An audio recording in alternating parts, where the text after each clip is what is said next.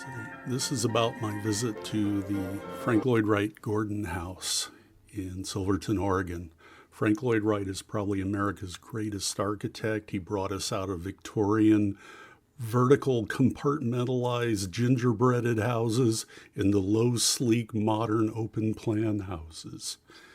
He was truly a visionary and an amazingly prolific man. Over 500 of his buildings were built during his 90-year lifetime.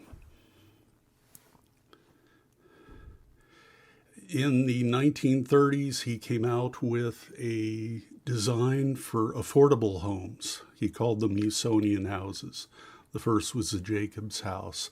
It was built of pine boards and used brick for $5,500, which was cheap even back in 1936.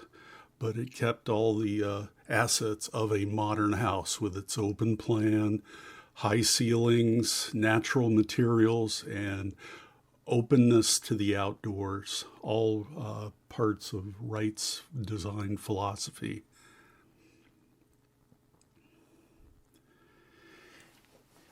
In the late 1930s, 1938, he came up with a design for Life magazine for an affordable house. He called it a private country club, and we'll see a picture of it here. And it was a variation on his Usonian designs. It used, in the Life article, it used stone piers and masonry and cypress boarding for the wood parts. It was later built in 1939 as the Bernard Schwartz House out of brick and cypress boards. And you'll see here the strong horizontal line created by the low roof. The living room's actually a story and a half high. The low roof is pierced all around its perimeter, creating a pergola or vine growing framework. But this also allowed light to pierce the overhangs and to keep the interior from being too dark. You'll notice the large masonry pillars along the opening to the terrace there. Inside you can see the 1.5 story high living room with the strong horizontal line created by the low roof and clerestory windows above that, shaded by perforated boards.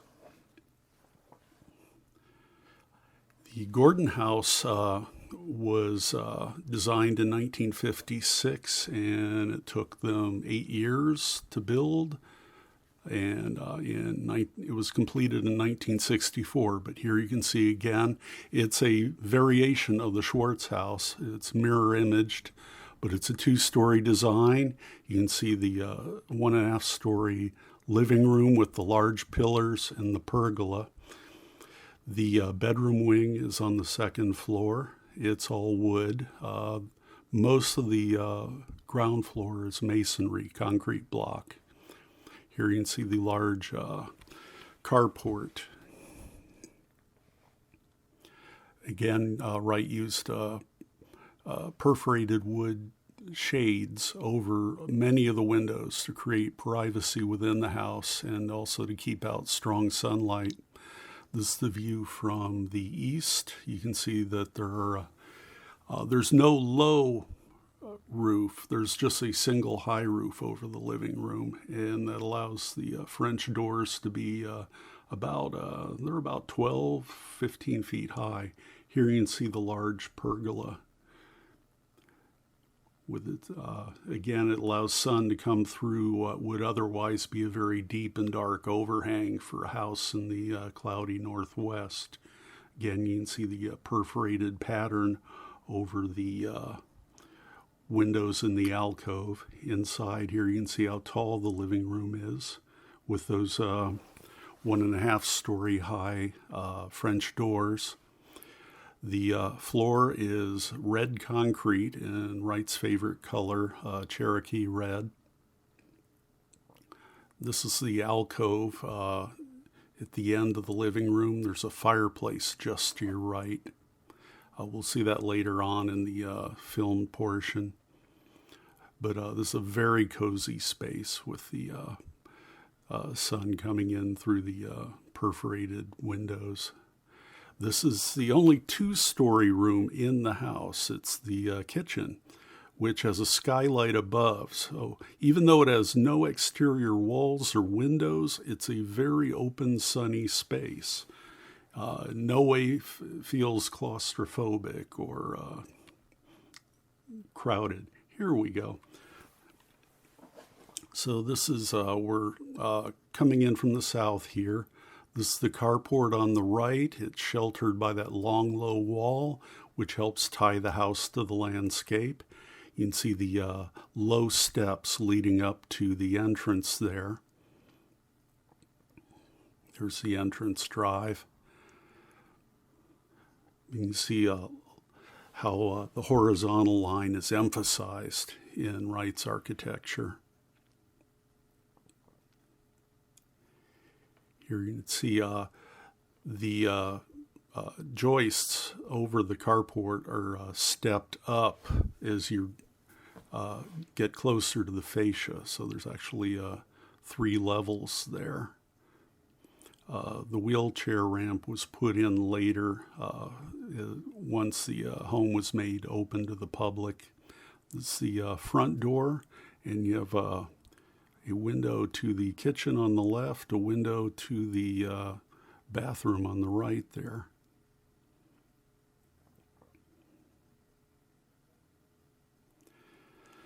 Again, we're looking now from the west, and you can see the long horizontal line, and the siding just projects out into a balcony for the west bedroom there. Both bedrooms have balconies above. The master bedroom is open to a terrace below. We're going by the office at the end of the kitchen area. Coming around, you can see the perforated boards over the dining room windows there. That defines that space, makes it cozier. Again, those tall French doors with the pergola above and the strong columns creating quite a dynamic image as you get the strong horizontals and verticals interplaying against each other here. We're going to come up and go by the alcove here on the north side of the house.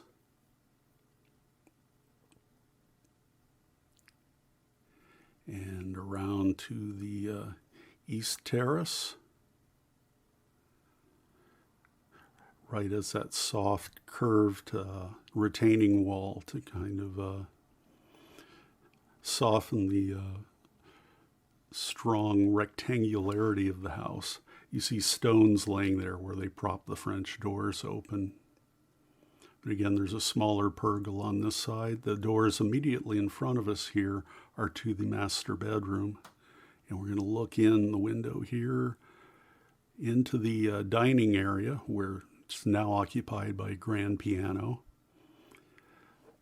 You can see the amazing light created by those perforated shades. I'm waiting for the tour to open up here. I got there a little early. Wasn't quite sure of my timing, so preferred to get there earlier than later. So we're looking at the perforated windows on the dining room here. And we're just going to take a walk down the terrace here. Again, you have the amazing rhythm set up by the strong masonry columns, again projecting out into the pergola for the roof overhang.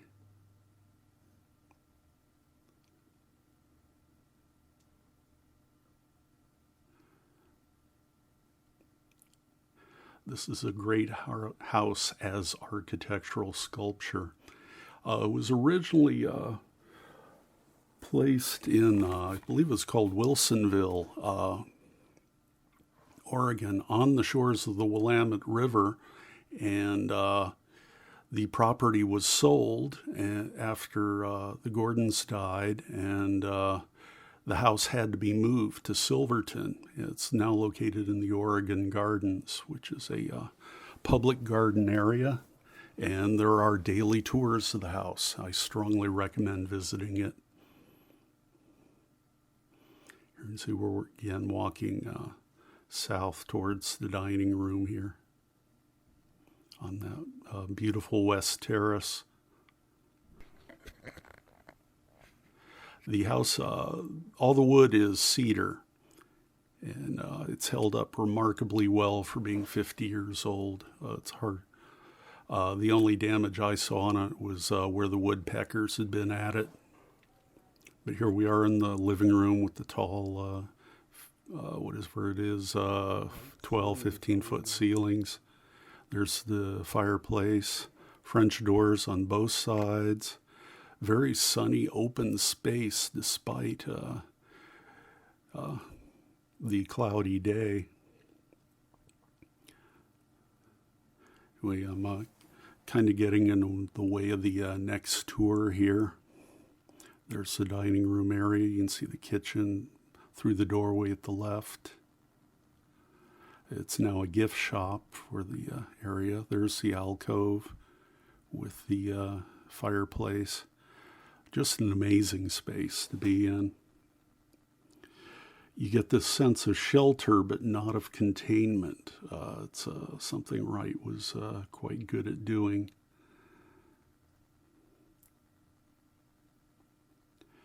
The joists up there are 2x12s, probably on either side of a steel plate, a flitch plate, to add additional strength.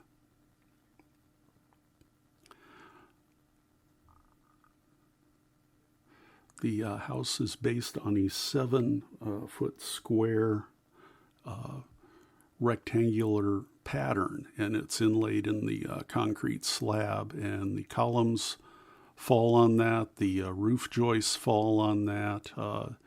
It creates a very strong sense of order and logic to the house.